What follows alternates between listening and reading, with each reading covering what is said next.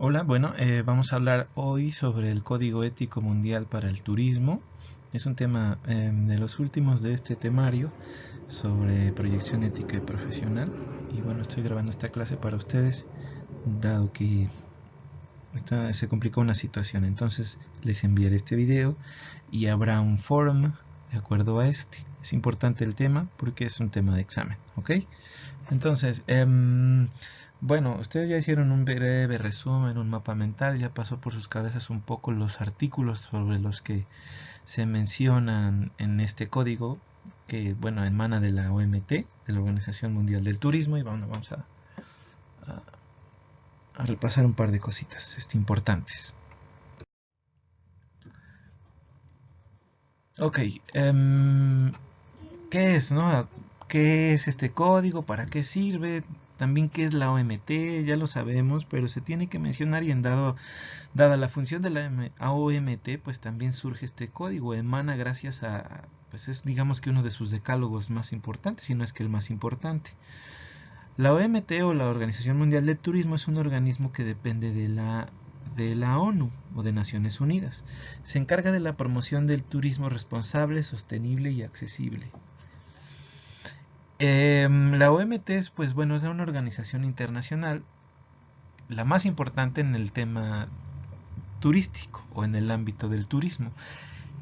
Es un ente que intenta ser un ente regulador del turismo en el planeta, pero pues siempre aboga por un turismo que contribuya al crecimiento económico. Una parte pudiera ser bastante criticada por eso, porque antepone siempre lo económico a lo ambiental, que bueno, después ya habla sobre un desarrollo incluyente y una sostenibilidad ambiental. Hemos hablado varias veces sobre el beneficio económico que puede generar el turismo, pero bueno, a la vez también puede ser uno de los agentes que más impactos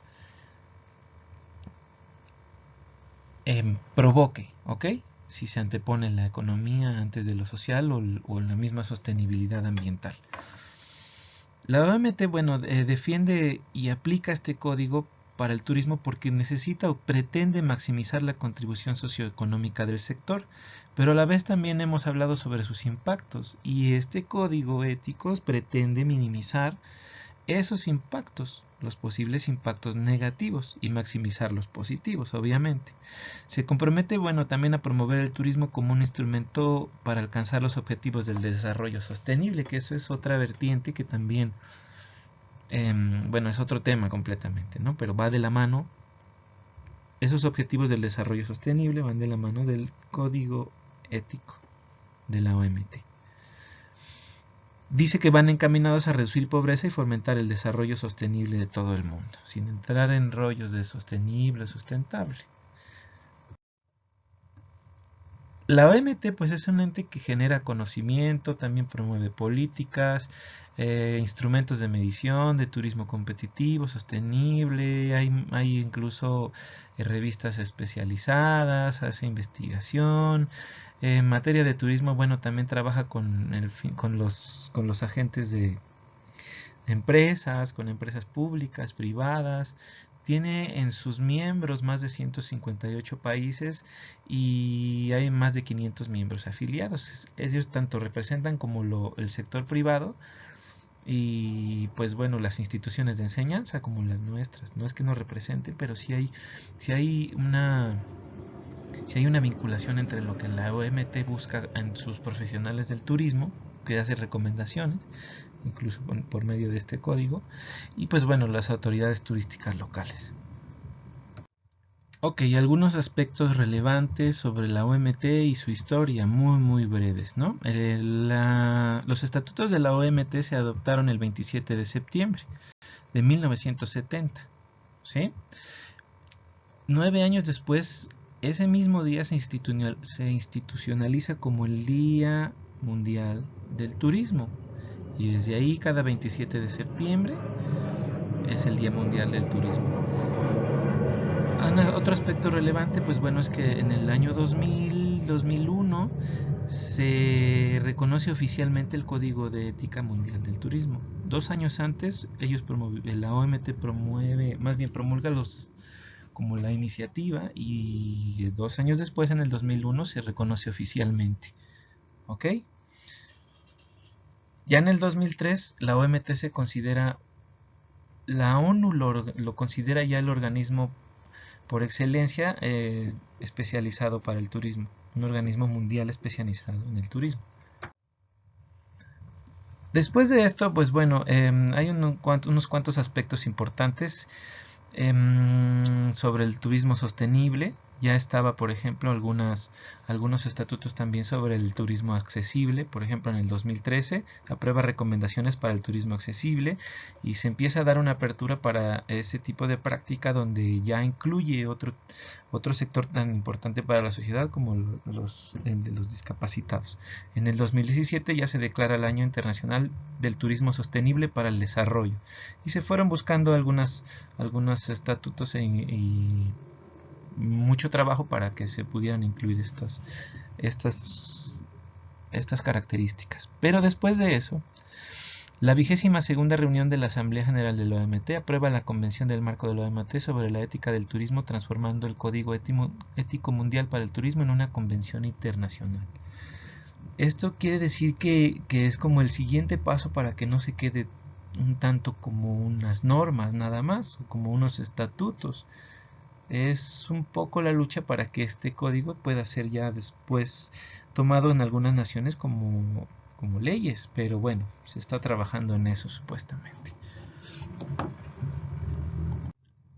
El código ético pues tiene 10 principios fundamentales para la industria turística. Esto por parte de la OMT, así lo menciona.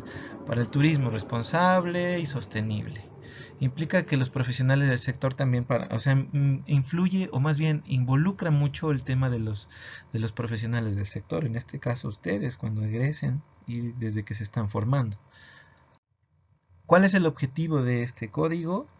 El objetivo pues de estos principios es fomentar las ventajas y oportunidades que ofrece el sector, ventajas y oportunidades, y también a la vez, como mencioné antes, reduciendo el impacto negativo que pueda causar al medio ambiente, al patrimonio y a las mismas sociedades.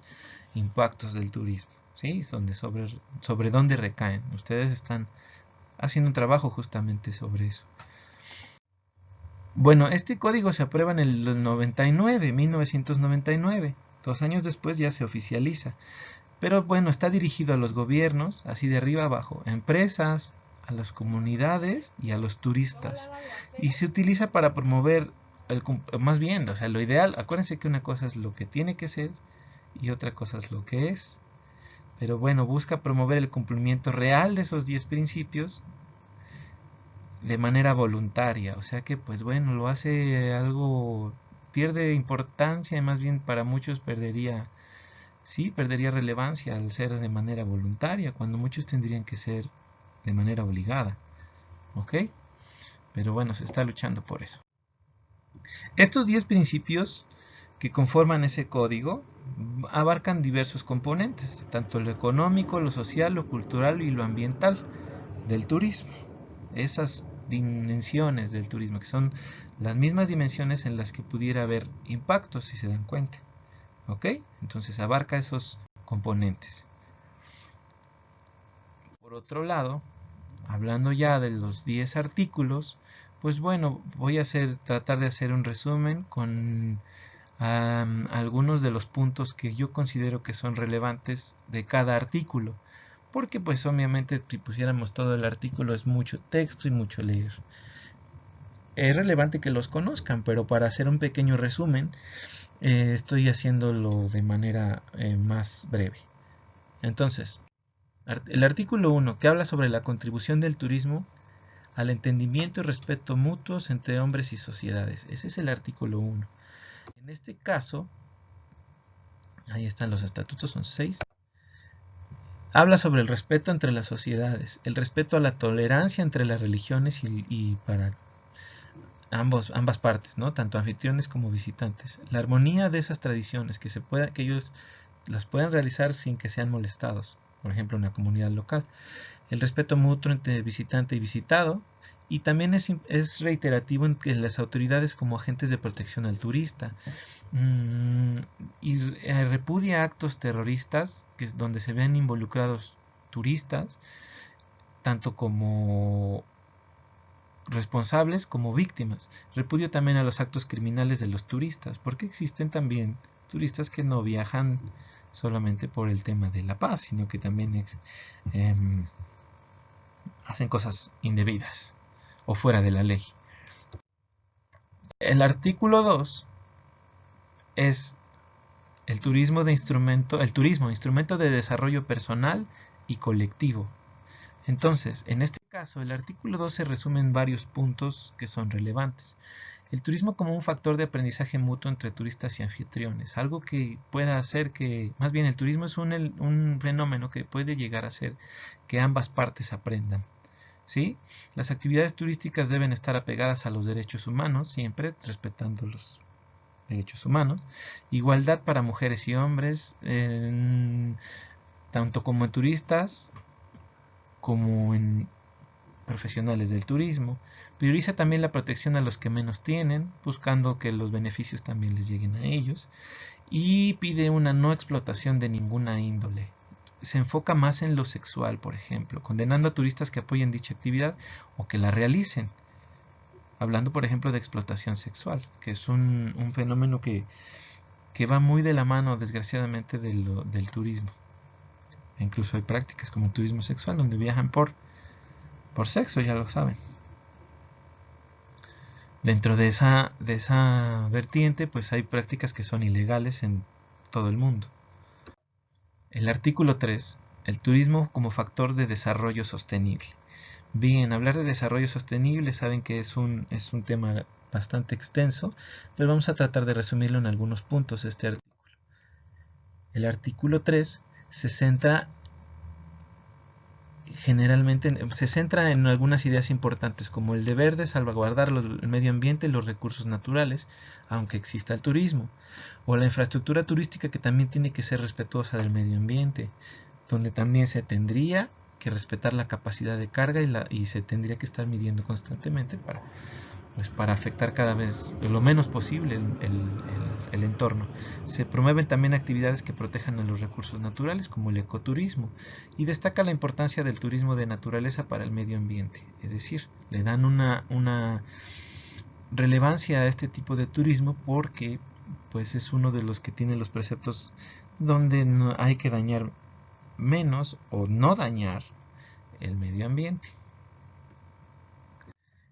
El artículo 4 tiene como nombre el turismo, factor de aprovechamiento y enriquecimiento del patrimonio cultural de la humanidad. Si bien hemos dicho que no tiene que estar peleado la actividad turística o los gestores del turismo con obtener ganancias, tiene que tener un equilibrio. Es decir, el artículo 4 pues también menciona, entre otras cosas, que el cuidado al patrimonio es responsabilidad de quienes cohabitan con él. En este caso, por ejemplo, en las comunidades o la misma ciudad, o sea, no solo comunidades. Entonces si tú vives en un lugar donde haya patrimonio, también es responsabilidad tuya cuidarlo, ¿ok? Actividades turísticas con respecto al patrimonio artístico, arqueológico y cultural. Sí, las actividades turísticas no pueden dañar el patrimonio ni tratar de modificarlo. Al contrario, tienen que preservarlo. El patrimonio se debe proteger y transmitir a las generaciones futuras. Es obligación también de las comunidades protegerlo para que los demás puedan aprovecharlo. Las ganancias surgidas del patrimonio deben destinarse una parte a la conservación del mismo. No todo se puede ir en ganancias a la comunidad o a las empresas o a los agentes. Entonces, una parte de esas ganancias tiene que estar destinada, tendría que ser, recuerden que es lo que tendría que ser, no es lo que quizás sea, a la conservación de ese patrimonio. En el artículo 5, el turismo y la actividad beneficiosa para los países y las comunidades de destino. En este caso son puntos relevantes que pues las comunidades tienen que tener una participación equitativa con los beneficios del turismo. Sabemos que hay muchas empresas que, si no es que es una constante, que se llevan la mayor parte de las ganancias que emanan de la actividad turística. Las políticas turísticas también deben estar establecidas para que beneficien a las comunidades y no todo lo contrario, que solo beneficien a los empresarios o a otro tipo de negocios.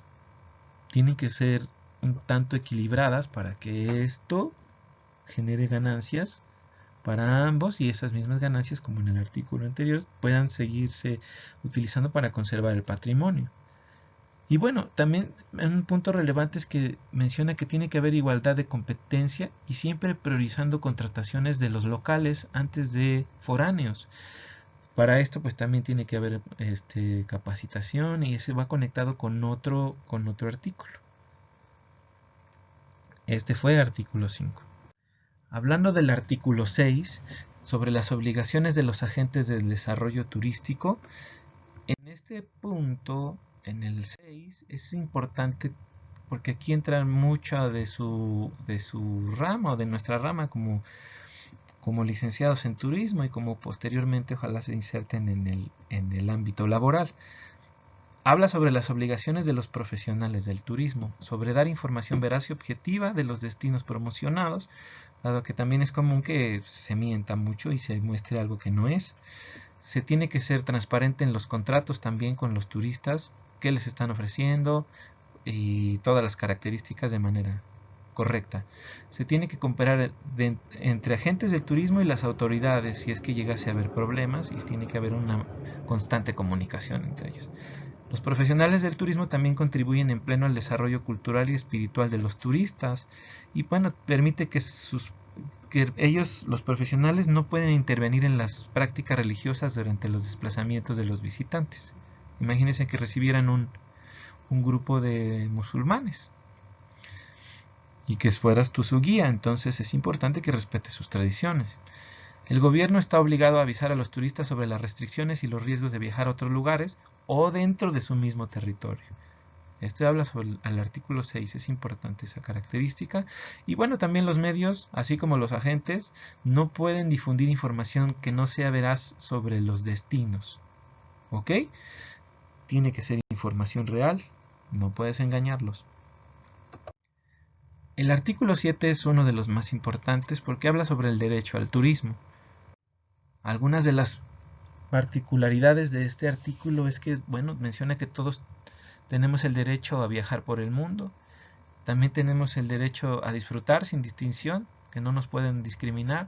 Tenemos derecho al descanso y al ocio, que ha sido una lucha también constante por muchos años, porque había sociedades, ahorita se nos hace normal, pero había muchos que no tenían derecho a descansar o a disfrutar, o que los explotaban, van en torno a la explotación también. Esos derechos se fueron ganando a través del tiempo con muchos conflictos y bueno, ahora gozamos de ellos. La promoción y fomento del turismo accesible. Es el primero que marca sobre el turismo accesible y donde las personas que tienen alguna discapacidad tienen derecho también a viajar y a todos los beneficios como si no tuvieran, como cualquier otra persona, sin restricción. El artículo 8 habla sobre la libertad de desplazamiento turístico. En este aspecto, los puntos más importantes son: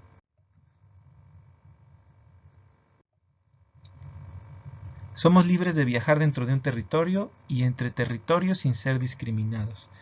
Eso es ambiguo porque pues, mucha gente sí es discriminada por viajar o incluso las leyes políticas de cada país no lo permiten. Eso es, repito, lo que tendría que ser, no lo que es. Derecho a las instituciones de apoyo en caso de emergencia y a los consulados. Si los turistas se ven afectados en algún otro país, por ejemplo con esto que sucedió de la pandemia, muchos si quisieron, pudieron haber sido repatriados y los traen, se acercan a los consulados y los consulados les dan apoyo. Los turistas gozan de los mismos derechos que los anfitriones en sí, pero también las mismas obligaciones. Entonces, no puedes tener, si tú viajas a un país, perder tu derecho a libertad si entras a otro, ¿no? Y los trámites aduanales serán de fácil acceso al turista. Esto es ¿no? O sea, tendría que facilitarse, pero la realidad es, en unos países es muy complicada y no es cierto.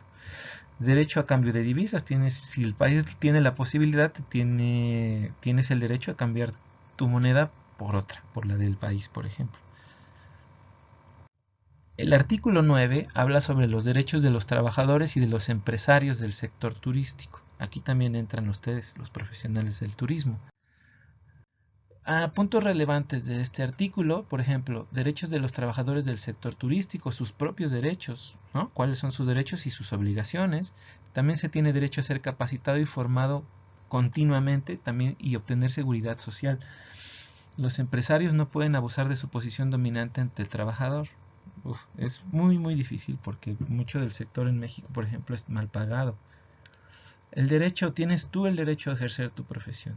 Tienes derecho, una vez que te titules y tengas tu cédula, a ejercer tu profesión. Colaboración entre empresas para un adecuado desarrollo del turismo. Sí, no pueden estar peleadas unas con otras y eso permitirá un mejor desarrollo. Repartición equitativa de los beneficios. También es una cosa que no es real. Muy mal pagado el sector. Ojalá se luche y se pueda hacer que cambien las cosas un poco, ¿no? Pero saben que los empresarios siempre se llevarán la mayor parte. Lamentablemente. En el artículo 10, pues bueno, habla sobre la aplicación de los otros 9 artículos, ¿ok? Es importante el 10, dice, los agentes públicos o privados del desarrollo turístico cooperarán en la aplicación de presentes principios y controlarán su práctica efectiva, públicos y privados.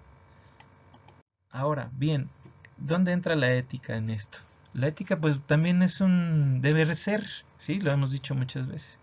Tanto el respeto mutuo para el cumplimiento de esas normas derivadas de las actividades turísticas del fenómeno para generar un turismo responsable, el cual pues pretende cumplir, ahí está mal, pretende cumplir o cumplir con el uso, el fomento de los valores y principios éticos.